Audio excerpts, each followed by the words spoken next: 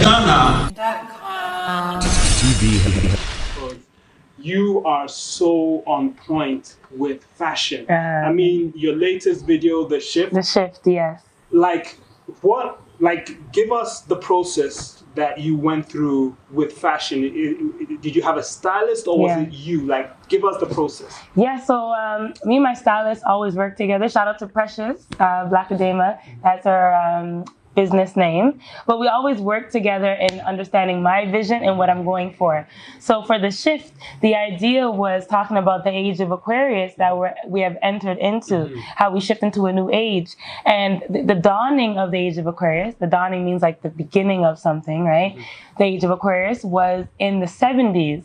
And the 70s vibe was exactly almost like my music video, The Shift. I got my afro, I got that flurry looking orange suit, right? Oh, it's amazing. Right? Yeah. So that whole outfit vibe was something in my mind of, I want this retro type of look. And then my stylist just showed me so much of designers who send her stuff so I can actually wear. And I'm like, yep, this is it. This is the energy I'm going for right here, So I always understand, what am I talking about here? What message do I want to be across? And then what aesthetically goes with it. Because if I had like a cowgirl suit on the whole time, it just wouldn't resonate the same. Something would feel off, right? So you want to make it align with also the visual. So that's what I did with my outfit. And which designers were behind those clothes in The Shift? I wish I could remember the designer's name. Maybe we could put it, if I send it to you. Canadian? They are Canadian. Okay. Because she picks them all for me. So then she knows them personally. Some are black, some are indigenous. Okay. I think some are white. I'm not sure. Don't quote me on it though. No problem. Yeah, but it's a mix of people. Yeah. Right. Yeah. Now, obviously I did highlight The Shift, but I think I actually prefer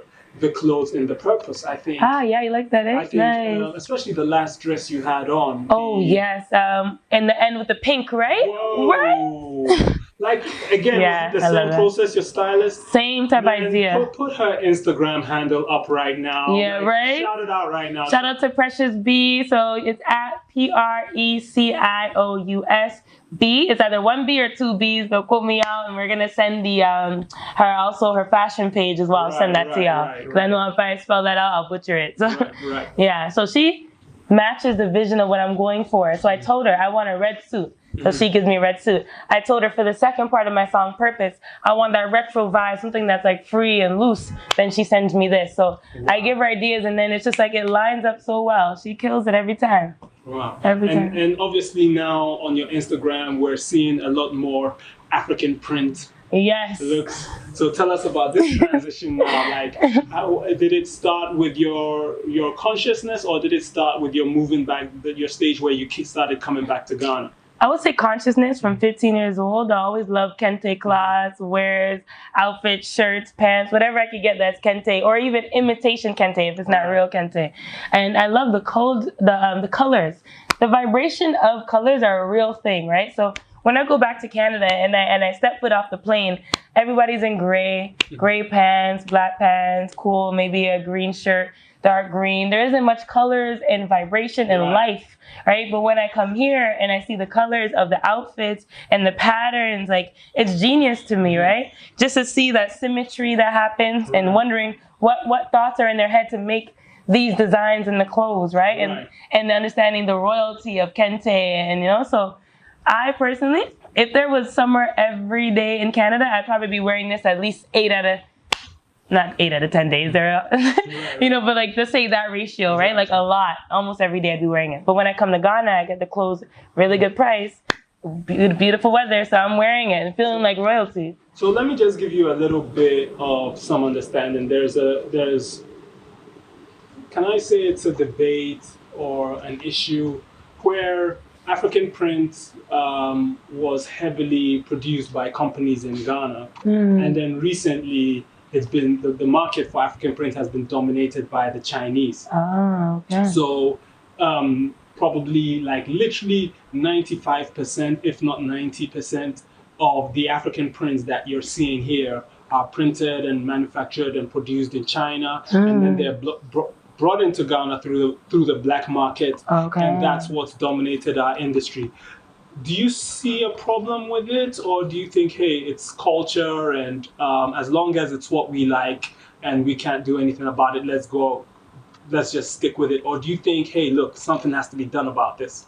Definitely something has to be done. We're tired of the colonization, right? We're tired of the taking, people taking the culture, taking the heritage, the roots, taking the food, taking the styles and idea, and not giving back, and the business, and not giving back. That's the thing for me. Like, look at what we've been through for hundreds of years. Where are our reparations? Why is that always a debate? Why is there always a problem with that when it comes to conversations like that? We're tired of colonization in all aspects, the spiritual warfare, the mental, right, the physical warfare. There's so much going on, and they're not even giving back. Right. If you were give back, that's another thing. All right, cool. We could have a separate conversation about that. You give back to the schools, you give back to the land, the people, the community, and don't try to charge interest, right? So that's the thing for me. You can't take, and not expect problems when you don't give. That's not the law of the universe. That's not how life works, right? So. Okay, so since you've been in Ghana, have you met or worked with any designers? Yeah, so actually, I know this is not necessarily in Ghana, but related to this, my friend Liasha, she designs actually a lot of my Ghanaian fabric and prints and outfits for my music video. She is back in Toronto, but she's also connected with a few Ghanaian designers here. When I was here last year, there was, I think, a vegan or a veggie festival that happened here, and I met so many different designers. I got their business cards. I'm just, this year, maybe one at the art market, but I don't remember names, so I feel even bad. Right. Like, I want to shout them out, but the name is just not coming to me right away, because I've only seen him for now, like the art market guy there. And other than that, I haven't been to like any fashion events. So are you aware of any fashion event names? No, besides what, Fashion Ghana? Okay. Besides y'all? So you only know fashion. Okay, so you haven't seen any shows? I haven't even seen any shows yet or nothing. Okay. I know I was supposed to come here like a few months ago and actually see more shows, but didn't get to come in time. But no, I haven't seen one. And from what you're seeing with the designers, like, how do you find the work in Ghana? Honestly, so intricate, and then I'm like, I want to just sit there, because I think there was a kente workshop or a kente weaving workshop in Ghana, and I want to just sit there and see how it's made, because my jaw dropped every time. My money is just going straight to buying these clothes. I was like, this is too nice. The way it accentuates the body too, because it's almost like one size fits all in a sense, right? So every time I buy it, I never have to measure myself. It just fits the right way at all times, right? Even this year, I just had a feeling, this is gonna fit me. It might be a little big and a little long, but I make it work. Well, what I'm gonna do is I want to actually suggest some amazing brands that I think you should check out. Okay, I would love, Check out Red Cotton Boutique. Okay. All right. Check out Mikoko Deluxe. I'm gonna ask you all these after to write down. No problem. There's another designer. He's from USA though. Okay, he's Claygon Leonard. He's USA, I don't want it. No, I'm joking. I'm joking. I'm playing. Then you got Bree Radra. She does really amazing. Obviously, you'll hear these on the playback, and exactly. To the people listening, you can make notes as well. Exactly. Who else is there that's amazing? There's Afra & Co. There's Milanster. There's Fundivas.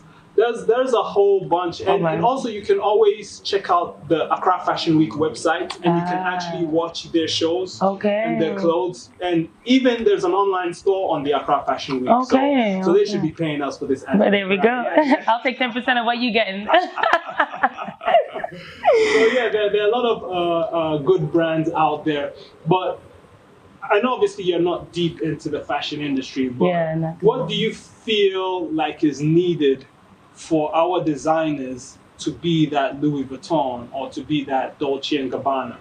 For one, I feel like we don't have to be none of those things. That all that would be needed is support from our people. Support either from Ghanaians, African people worldwide, people from the diaspora, North Americans. All those designers need are other humans to push their brand. We don't need to be Gucci and then Dolce and all those things in that sense, right? Because I personally love supporting independent people who don't have necessarily like a huge machine behind them, but they have their vision, they believe in themselves, they have that passion, and all we need is more community to support, buy, and push and get it out there in the world. Okay, and recently, I don't know if you heard about it, Louis Vuitton, is it Louis Vuitton? Louis Vuitton, yes. Just put out their men's fall-winter show. Okay. And they had kente in it. Oh, wow. Okay. They had kente in their collection. Yeah. Not only that, but they had a conscious rapper. Okay. Mos Def. performing live. I mean, this is fresh. Like just yesterday it came out. No way. Or the wow. day before yesterday. Okay. Yesterday.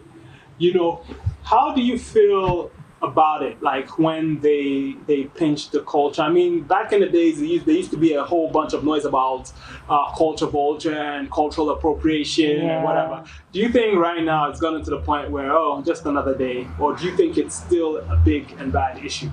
Honestly, I know what we never want to do is ever get numb to certain things that we feel like is not right, you know, but that numbness is happening because it's like we have other fights to deal with that, like, all right, that's just another day of colonization and this and that and whatever you guys do, and we got bigger things to look at. So I feel like that's the mentality of a lot of people now.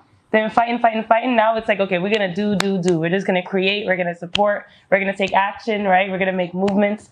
And then we can, of course, not I wouldn't call it complain, but we can highlight and show light, if I'm making sense. Highlight, I should say, on what is happening, right? And be like, all right, cool. This was happening, but we're not just going to complain and sit there and cuss.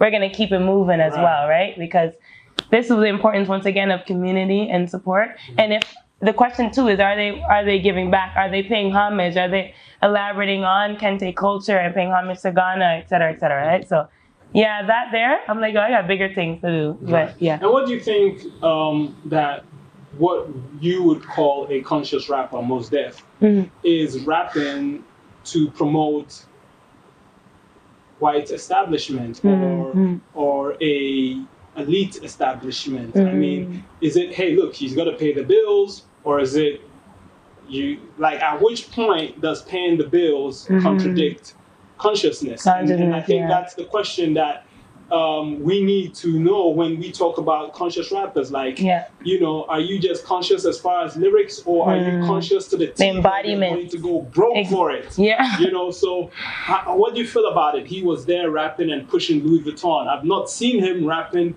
in a black fashion label yet, or an African fashion label. So yeah, I guess for me, Mos Def is so universally known now that, like, I'm not going to penalize him for rapping for Louis Vuitton because he'll probably rap for Raptors next week and then he's going to be at Disney World rapping. Like, he is universally so known that it actually doesn't bother me that he's doing that. That's just it is another check in that sense. And not necessarily like, oh, we got to, you know, it's just a check I got to eat type of thing. But when someone of that stature is performing for big establishments, it doesn't really irk me because, for one, I know, all right, who am I to say, oh, no, you can't do this, you can't do that, right? Because I don't know where you're going to put the money they're giving you. Maybe you could even do more with that, right? You could help other people, communities, more schools, etc. So you get your check, however you get it in that sense, and then whatever you're doing. But for me personally, there is that fine line of, like, my lyrics and my music contradicting